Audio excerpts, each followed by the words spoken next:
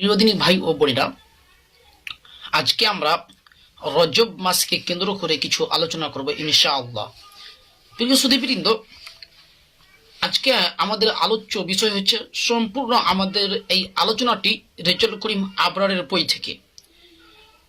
কেননা আহলুল হাদিসরা যেসব হাদিসকে জাল বলে এসেছে, যেসব হাদিসকে অগ্রহণযোগ্য বলেছে, হানাফিরা এতদিন পরে স্বীকার করছে যে সেই সব হাদিসগুলো গ্রহণযোগ্য নয়। এতদিন পরে স্বীকার করছে, আলহামদুলিল্লাহ। কিন্তু তাদেরকে স্বীকার করতে হবে, আজ হোক কিংবা কাল হোক, তাদেরকে স্বীকার করতে হবে যেই সব হাদিসকে আহলুল হাদিসগুন জাল জয়ীব বলেছে, সেই সব হাদিসগুলোকে হানাফিদেরকে 1 বছর পর হোক কিংবা 2 বছর পর হোক কিংবা আরো 5-7 বছর পরেই হোক না কেন, তাদেরকে স্বীকার করতে বাধ্য হতে হবে যে আহলুল হাদিসরা যেসব হাদিসকে অগ্রহণযোগ্য বলেছে, তারাও কিছুদিন পর দেখবেন আস্তে আস্তে সব অগ্রহণযোগ্য বলবে। প্রিয় সুধীবৃন্দ, যখন রজব মাস আমাদের সামনে ঢুকে, যখন রজব মাস আমাদের সামনে এসে উপস্থিত হয়, তখন আমাদের মধ্যে অনেকেই একটি দোয়া পাঠ করে। দোয়াটি হচ্ছে আল্লাহুম্মা বারিক লানা ফি রজাবা ওয়া শাবান ওয়া বাল্লিগনা রমাজান। এই যে এই দোয়াটি পাঠ করে, আহলুল হাদিসরা তো স্পষ্টভাবে বলে এসেছে এই দোয়াটি গ্রহণযোগ্য নয়। হানাফিরা তো এটিকে বলছে যে এটি করা যাবে, এটি দোয়া পাঠ করা যাবে, কোনো সমস্যা নেই। কিন্তু আহলুল হাদিসরা বলছে এটা গ্রহণযোগ্য নয়। তাহলে চলুন হানাফিদের বই থেকে দলিল দেওয়া যাক। আমরা কোনো আহলুল হাদিসের বই থেকে দলিল দেবো না, সম্পূর্ণ দলিল হানাফিদের বই থেকে দেবো। প্রথমে আলোচনা করব এই দুয়াটি নিয়ে, আল্লাহুম্মা বারিক লানা ফি রজাবা ওয়া শাবান ওয়া বাল্লিগনা রমাজান, এই দুয়াটি নিয়ে আলোচনা করব। তারপরে আলোচনা করব সলাতুর রাগাইব, অর্থাৎ রজব মাসকে কেন্দ্র করে সলাত নামাজ আদায় করা, এটা নিয়ে আলোচনা করব। 3 নম্বরে আলোচনা করব আমরা আপনার রজব মাসকে কেন্দ্র করে তথা 27শে রজবকে কেন্দ্র করে রোজা রাখা, এই 3টি আলোচনা করব আমরা ইনশাআল্লাহ। প্রিয় সুধীবৃন্দ, তাহলে চলুন আমরা আলোচনার দিকে যাই। এই যে এই বইটা দেখতে পাচ্ছেন রেজাউল করিম আবরারের গরিবের আবু হানিফা, দেখতে পাচ্ছেন 12 মাসের করণীয় বর্জনীয়, মুফতি রেজাউল করিম আবরার। দেখেন এই দোয়াটি নিয়ে কি আলোচনা করছে, দেখেন মুফতি রেজাউল করিম আবরার সাহেব এখানে লিখেছে, দেখেন 7 রজবের বিশেষ দোয়া ও ফজিলত সংক্রান্ত 2টি বর্ণনা। 1 রজবের দোয়া। রজব মাস এলেই আমরা একটি দোয়া পড়ি। মসজিদে আলোচনা হয় যে রাসূল সাল্লাল্লাহু আলাইহি ওয়াসাল্লাম রজব থেকে রমাজানের প্রস্তুতি শুরু করতেন এবং এই দোয়াটি পড়তেন, আল্লাহুম্মা বারিক লানা ফি রজাবা ওয়া শাবান ওয়া বাল্লিগনা রমাজান। এই দোয়াটি পাঠ করতেন। আর হাদিসটি আনাস থেকে বর্ণিত। তিনি বলেন, আরেকটি হাদিস আছে আনাস থেকে, তিনি বলছে, দেখেন এই যে এই হাদিসটি উল্লেখ করেছে, তারপরে বলছে ইদা দাখালা রজব ক্বালা আল্লাহুম্মা বারিক লানা ফি রজাবা ওয়া শাবান ওয়া বাল্লিগনা রমাজান। এর কয়েকটি সনদ উল্লেখ হয়েছে। এবার দেখুন আমাদের গরিবের আবু হানিফা কি বলছে, দেখুন ইমাম তবারানি হাদিসটি বর্ণনা করার পর বলেন, রাসূল সাল্লাল্লাহু আলাইহি সাল্লাম থেকে এই সনদ ছাড়া অন্য কোনো সনদে বর্ণিত হয়নি। জায়দা ইবনু আবির রাক্কাদ ছাড়া তার শায়খ থেকে অন্য কেউ বর্ণনা করেননি। দেখেন টিকা নম্বর দিয়েছে আপনার 320 আল মুআজামুল আওসাত থেকে। তারপর দেখেন কি বলছে, এবার দেখেন গরিবের আবু হানিফা তাহকিক পেশ করছে। এবার দেখেন ইমাম হাইসামি রাহমাহুল্লাহ হাদিস সম্পর্কে বলেন, হাদিসটি ইমাম বাজ্জার রাহমাহুল্লাহ বর্ণনা করেছেন। হাদিসের একজন বর্ণনাকারী জায়দা ইবনু আবি রাক্কাদ, ইমাম বুখারী রাহমাহুল্লাহ তাকে মুনকারুল হাদিস বলেছেন। দর্শক মণ্ডলী এখানে লক্ষ্য করুন, এই জায়গাটাই লক্ষ্য করুন, এই রাবি সম্পর্কে এখানে একটু লক্ষ্য করুন, ইমাম বুখারী রাহমাহুল্লাহর কথাটার উপরে লক্ষ্য করুন। এখান থেকে একটা বিষয় শেষে ক্লিয়ার হবে, শেষে বুঝতে পারবেন একটা বিষয়। দেখেন কি বলছে, দেখেন হাদিসের একজন বর্ণনাকারী জায়দা ইবনু আবি রাক্কাদ, ইমাম বুখারী রাহমাহুল্লাহ তাকে মুনকারুল হাদিস বলেছেন। এছাড়া অনেকে তাকে মাজহুল বলেছেন।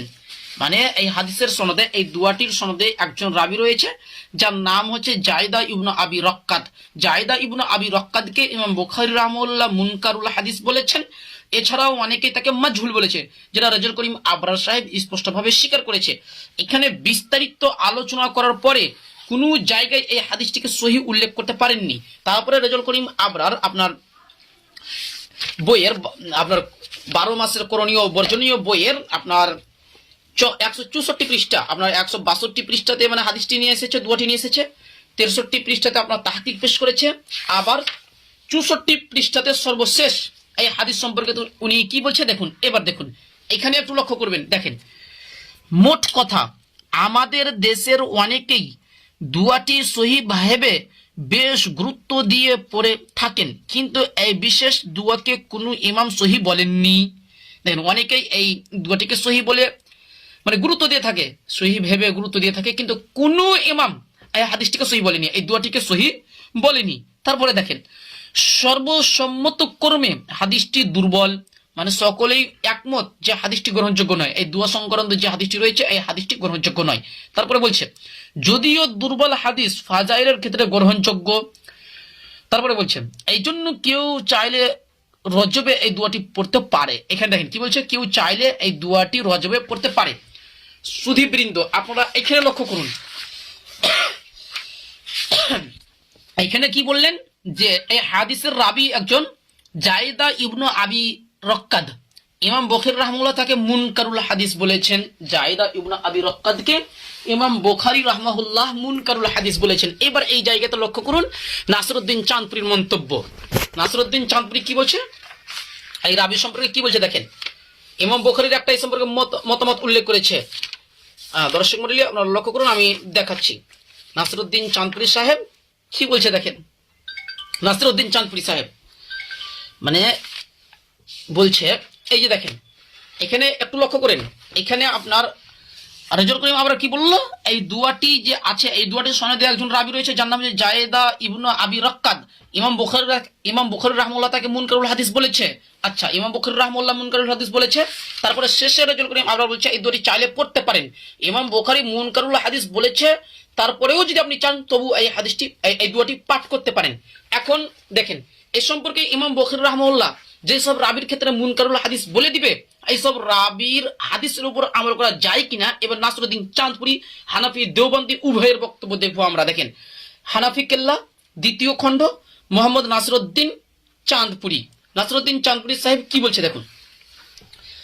বুখারীর মতে বুকে হাত বাঁধার উক্ত হাদিসটি বর্ণনা করা হারাম। দেখেন হেডলাইন দিয়েছে, মানে বুখারীর মতে অর্থাৎ ইমাম বুখারীর মতে বুকে হাত বাঁধার উক্ত হাদিসটি বর্ণনা করা হারাম। কেন এখানে দেখেন কেন বলছে, পৃষ্ঠা নম্বর 22 আপনার পৃষ্ঠা নম্বর 22 আপনার নাসিরউদ্দিন চাঁদপুরী সাহেব বলছেন, ইমাম বুখারী বলেছেন, আমি যে সমস্ত রাবিদের বিষয়ে মুনকারুল হাদিস বলে মন্তব্য করেছি তাদের থেকে হাদিস বর্ণনা করা জায়েজ নেই, এই জন্য এই হাদিসের উপর আমল করা হারাম। নাসিরউদ্দিন চাঁদপুরী স্পষ্টভাবে বলছে। তো রেজুল করিম আবরার একজনের বক্তব্যতে আপনি হারামি প্রমাণিত হলেন। নাসিরউদ্দিন চাঁদপুরী হানাফি দেওবন্দি বলছে ইমাম বুখারী যেসব রাবির ক্ষেত্রে বলে দিবে মুনকারুল হাদিস, সেই সব রাবির হাদিস বর্ণনা করা মোটেও জায়েজ নয়, সেই সব রাবির হাদিসের উপর আমল করা হারাম। তো রেজুল করিম আবরার আপনি কোন শরমে বললেন? আপনার কি হায়া লজ্জা কিছু নাই? আপনি বলে দিলেন এই দুয়াটি কেউ চাই তাহলে পড়তে পারে। দর্শক মন্ডলী, এটাই হচ্ছে মানে চোরের ওপর ডাকাতি। মানে আপনার রেজুল করিম আবরার ইনিও একজন দেওবন্দি, আর নাসিরউদ্দিন চাঁদপুরী হানাফি ইনিও একজন দেওবন্দি। একজনের নিকটে মানে ইমাম বুখারী মুনকারুল হাদিস বলেছে তবু আপনি ওই হাদিসের উপর আমল করতে পারেন, আর অপরজন বলছে যে না, ইমাম বুখারী যে সব রাবির ক্ষেত্রে মুনকারুল হাদিস বলে দিয়েছে ওই সব রাবির হাদিসের উপর আমল করা হারাম। নাসিরউদ্দিন চাঁদপুরী স্পষ্ট বলছে, আর আপনার রেজুল করিম আবরার বলছে জায়েজ। এখন আমরা কার দিকে যাব? মানে নাসিরউদ্দিন চাঁদপুরীর মত অনুসারে মুফতি রেজুল করিম আবরার হারামি, এর মধ্যে কোনো সন্দেহ নেই।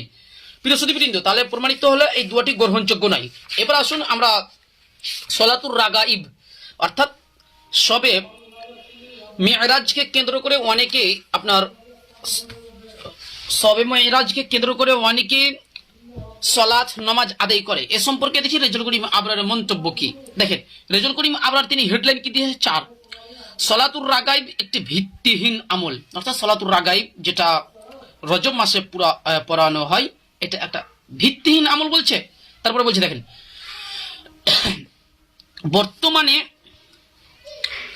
বর্তমানে প্রথা পালনে যারা আগ্রহী তারা সলাতুর রাগাইব নামে রজবের প্রথম বৃহস্পতিবার মাগরিবের পর একটি বিশেষ সলাত পড়েন।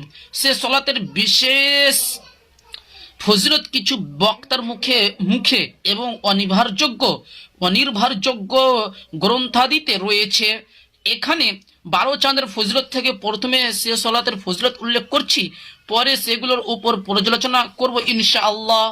12 চাঁদের ফজিলত গ্রন্থে বলা হয়েছে, মশহুর মাশাইখ রজব মাসের প্রথম বৃহস্পতিবার রাতকে লাইলাতুর রাগাইব বলে অভিহিত করেছেন।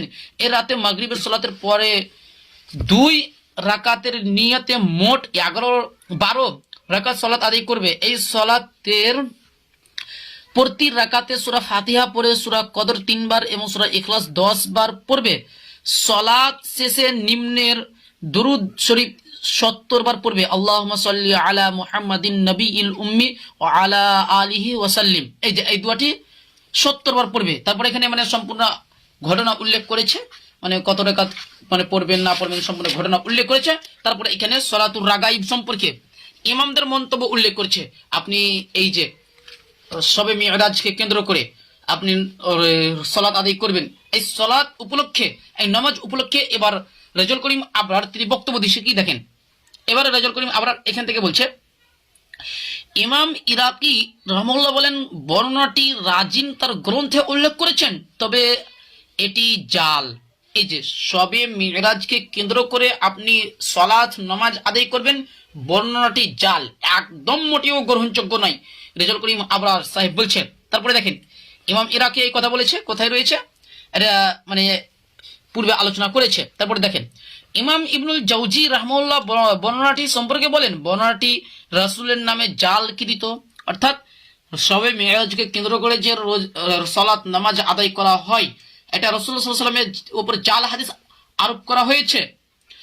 এর একজন বর্ণনাকারী ইবনু জাহজাম, সে মিথ্যার অভিযোগে অভিযুক্ত। কেউ কেউ তাকে মিথ্যুক বলেছেন।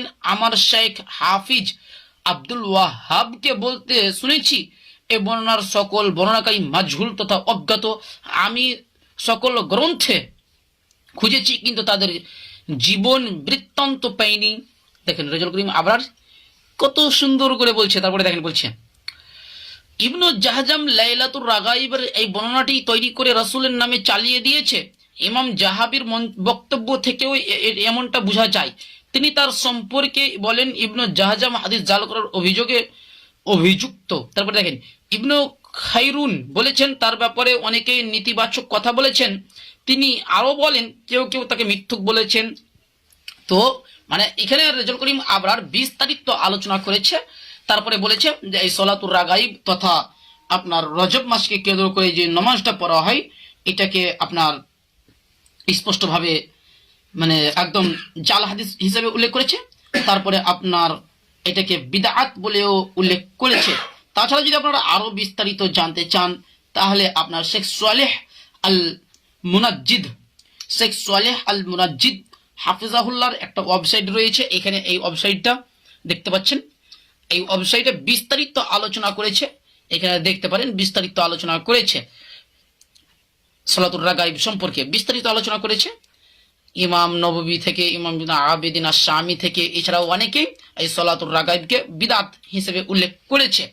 তো আমাদের দুইটি প্রমাণিত হলো কি, রজব মাসকে কেন্দ্র করে যে দোয়াটি বলা হয়, এই দোয়াটি গ্রহণযোগ্য নয়, এই দোয়াটি একদম মোটেও গ্রহণযোগ্য নয়। 2 নম্বর, যে রজব মাসকে কেন্দ্র করে যারা নামাজ পড়ছে, এই নামাজ পড়াও সঠিক নয়, এটা বিদআত। এই রজব মাসকে কেন্দ্র করে যদি আপনি সালাতুর রাগাইব আদায় করেন, তাহলে এটা বিদআত হিসাবে ধর্তব্য হবে, এটা দেওবন্দীদের নিকটে।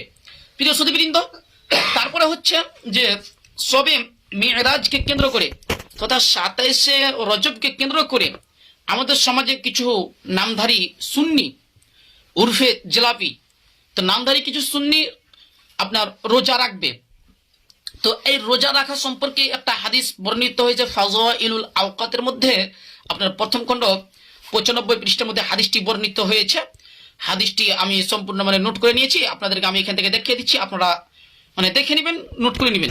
এই যে এখানে আমি দেখিয়ে দিচ্ছি আপনাদেরকে সম্পূর্ণ, আমি সবগুলো মাকতাবা শামিলা সংস্করণ দেখতে পাচ্ছেন, এখানে সম্পূর্ণ আমি উল্লেখ নিয়ে এসেছি। দেখেন এখানে হাদিসটি নিয়ে এসেছি, ফাযাইলুল আওকাত প্রথম খণ্ড 95 পৃষ্ঠা, জামিউল আহাদিস 14 খণ্ড আপনার 494-96 পৃষ্ঠা, কানজুল উম্মাল 12 খণ্ড 313 পৃষ্ঠা। আপনারা দেখতে পাচ্ছেন এখানে আমি সম্পূর্ণ হাদিসটা নিয়ে চলে এসেছি। তারপরে এখানে মানে হাদিসটা আছে এই যে ফি রোজা বিন ইয়াউমুন ওয়া লাইলাতুন মান সামা যালিকাল ইয়াউম ওয়া কামা তিলকাল লাইলাতা কানা কামান সামা মিনাদ দাহরি মিআতা সানাতিন ওয়া কামা মিআতা সানাতিন ওয়া হুয়া লিসালাসি বাকিন মিন রজব। এই যে অর্থাৎ আপনি যদি রজব মাসে একটা রোজা রাখেন এই শবে মেরাজে তথা 15তম তথা 27তম রজনীকে কেন্দ্র করে যদি আপনি একটা রোজা রাখেন তাহলে এই একটা রোজার ফজিলত হচ্ছে আপনার 100 বছর মানে রোজা রাখার মতো ফজিলত। তো এই হাদিসটি গ্রহণযোগ্য নয়, কেননা এই হাদিসের সনদে একজন রাবি রয়েছে যার নাম হচ্ছে এই যে এখানে দেখতে পাচ্ছেন, যার নাম হচ্ছে হাইয়াজ। এই যে এখানে খালিদ বিন হাইয়াজ আন আবিহি, খালিদ বিন হাইয়াজ তার পিতা থেকে হাদিসটি বর্ণনা করেছে তথা আপনার হাইয়াজ থেকে। তো এই হাদিসের রাবি হাইয়াজ গ্রহণযোগ্য নয়, এখানে আমি বিস্তারিত উল্লেখ করে দিয়েছি, দেখতে পাচ্ছেন। ইমাম দারাকুতিনি রাহমাহুল্লাহ বলেছেন হাইয়াজ বিন বিস্তাম যঈফুন জিদ্দান, হাইয়াজ বিন বিস্তাম অত্যাধিক যঈফ।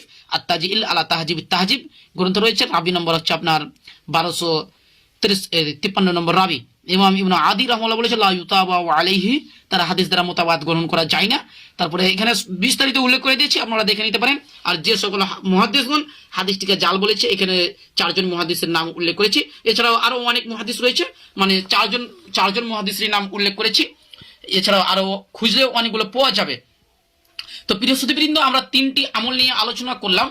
এক নম্বরে রজবকে কেন্দ্র করে যে দোয়াটি পাঠ করা হয় এই দোয়াটি গ্রহণযোগ্য নয়। 2 নম্বর সলাতুর রাগাইব তথা রজবকে কেন্দ্র করে যারা আপনার সলাত নামাজ আদায় করে এটা বিদআত। তারপরে আমরা উল্লেখ করলাম যে যে রজবকে কেন্দ্র করে যারা রোজা রাখে এটাও নাজায়েজ, এটাও জায়েজ নয়। প্রিয় সুধীবৃন্দ, আমরা কিছু সালাফদের উক্তি তুলে ধরলে আরো বুঝতে পারবেন বিষয়টা, সবাই মেয়েরাজে রোজা রাখা যাবে কিনা। সালাফদের আমরা উক্তি তুলে ধরলে স্পষ্টভাবে আরো বুঝতে পারবেন। তো এখন আপনারা বলতে পারবেন যে কিছু নামধারী সুন্নি বলবে যে এই সলাতুর রাগাইব যদি আমরা আদায় করি কিংবা আমরা যদি এই সবে মেয়েরাজে রোজা রাখি তাহলে এগুলো তো আল্লাহর জন্যই, আল্লাহ রাব্বুল আলামিনের নৈকট্য অর্জনের জন্যই, তাহলে সমস্যা কি আছে? তোমাদের এত জ্বালা কেন? দেন আমাদের কিছু জ্বালা নয়। সালাকুন কি বলেছে দেখুন। ইমাম ইবনু তাইমিয়া রাহমাহুল্লাহ যিনি মৃত্যুবরণ করেন 728 হিজরিতে, ইমাম ইবনু তাইমিয়া রাহমাহুল্লাহ বলছেন মাজমুউল ফাতাওয়া আপনার 31 খণ্ড 35 পৃষ্ঠার মধ্যে স্পষ্ট বলছে ইন্না বাবাল ইবাদাতি ওয়া দিয়ানাতি ওয়া তাকাররুবাতি মুতালাক্কাতুন আনিল্লাহি ওয়া রাসূলি। অর্থাৎ ইবাদত নিশ্চয় ইবাদত দ্বীনের মাসাইল এবং আল্লাহ সুবহানাহু ওয়া তাআলার নৈকট্য লাভের কাজে আল্লাহ ও তার রাসূল সাল্লাল্লাহু আলাইহি সাল্লাম থেকেই গ্রহণ করতে হবে। আপনি বলছেন যে এই কাজটা যদি আমি করি তাহলে আল্লাহ সুবহানাহু ওয়া তাআলার নৈকট্য অর্জন করা যায়, তাহলে এই দলিল আল্লাহ ও তার রাসূল থেকেই গ্রহণ করতে হবে। আল্লাহর রাসূল সাল্লাল্লাহু আলাইহি সাল্লাম যা বলেছে সেটাই চূড়ান্ত হবে। তারপরে বলছে ফালাইসা লি আহাদিন, কারোর জন্য এটা জায়েজ নয় যে আইয়াজআলা শাইআন ইবাদাতান, সে নিজের পক্ষ থেকে কোনো ইবাদত বানিয়ে নেবে, এটা কারোর জন্য জায়েজ নয়। আও কুরবাতান, কিংবা আল্লাহ রাব্বুল আলামিনের নৈকট্য লাভের জন্য নিজের পক্ষ থেকে কোনো ইবাদত বানিয়ে নেবে, এটাও জায়েজ নয়। ইল্লা বিদলিলিন শারঈ, যদি শরঈ দলিল থাকে তাহলে সমস্যা নেই, শরঈ দলিল থাকতে হবে। তো শবে মিরাজকে কেন্দ্র করে রোজা রাখতে হবে, একটাও শরঈ দলিল নয়। 2 সলাতুর রাগাইব শবে মিরাজকে কেন্দ্র করে নামাজ পড়তে হবে, এর মর্মে একটাও শরঈ দলিল নেই। 3 রজব মাসকে কেন্দ্র করে দুয়াটি পাঠ করতে হবে, এই দুয়াটিও শরঈ এর কোনো ভিত্তি নেই, অতএব এটি গ্রহণযোগ্য নয়, এটা বিদআত বলে গণ্য হবে। এছাড়াও ইমাম ইবনুল কাইয়িম আল জাওজি রাহমাহুল্লাহ যিনি মৃত্যুবরণ করেন 751 হিজরিতে, ইমাম ইবনুল কাইয়িম আল জাওজি রাহমাহুল্লাহ বলেছেন লা দিনা ইল্লা মা শারাহু, দিন তো সেটাই যেটা শরীয়ত সম্মত। ফাল আসলু ফিল ইবাদাতিল বুতলান, অর্থাৎ ইবাদতের মধ্যে আসল হচ্ছে, ইবাদতের মধ্যে কায়দা হচ্ছে হাত্তা ইয়াকুমা দালিলুন আলাল আমরি, ততক্ষণ পর্যন্ত ওই কাজটি শরীয়ত সম্মত হবে না যতক্ষণ পর্যন্ত ওই কাজের উপর দলিল না পাওয়া যাবে। তো শবে মেরাজকে কেন্দ্র করে রোজা রাখতে হবে, শবে মেরাজকে কেন্দ্র করে আপনার নামাজ আদায় করতে হবে, শবে মেরাজকে কেন্দ্র করে আপনি দোয়া পাঠ করবেন, এই দোয়াটি যেটা উল্লেখিত করলাম এগুলো একটাও শরঈ দলিল নেই, এগুলো একটাও দলিল দ্বারা প্রমাণিত নেই, বিশুদ্ধ দলিলে প্রমাণিত নেই, অতএব এটি গ্রহণযোগ্য নয়। ইলামুল মুওয়াক্কিঈন প্রথম খণ্ড 344 পৃষ্ঠা। তাছাড়া ইমাম ইবনে কাসির রাহমাহুল্লাহ যিনি তাফসীর ইবনে কাসির লিখেছেন, আমরা অনেকেই জানি ইমাম ইবনে কাসির রাহমাহুল্লাহ বিখ্যাত একজন মুফাসসির ছিলেন, বিখ্যাত একজন ইমাম ছিলেন। ইমাম ইবনে কাসির রাহমাহুল্লাহ যিনি মৃত্যুবরণ করেন 774 হিজরিতে, ইমাম ইবনে কাসির রাহমাহুল্লাহ বলছেন বাবুল কুরবাতি ইউকতাসারু ফিহি আলান নুসুস, অর্থাৎ আল্লাহ সুবহানাহু ওয়া তাআলার নৈকট্য লাভের কাজে শরঈ নুসুস থাকতে হবে।